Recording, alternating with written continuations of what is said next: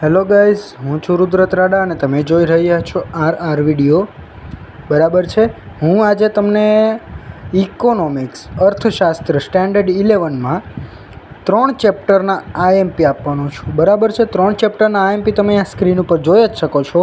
છઠ્ઠા ચેપ્ટરમાંથી બજારનો અર્થ સમજાવી તેના લક્ષણો, બજારનું વર્ગીકરણ, સ્થાન આધારિત, જથ્થા આધારિત, ઇજારાના લક્ષણો જણાવો, અલ્પ હસ્તક ઇજારાના 3 લક્ષણો. 7મું ચેપ્ટર વિકાસમાન ભારતીય અર્થતંત્રના લક્ષણો જણાવો, પ્રાચીન ભારતના ઉદ્યોગોની સ્થિતિ સ્પષ્ટ કરો, સ્વતંત્ર પૂર્વે ભારતીય અર્થતંત્રની સમજૂતી આપો. ટૂંક નોંધ છે પ્રાચીન ભારત અને રેલવે.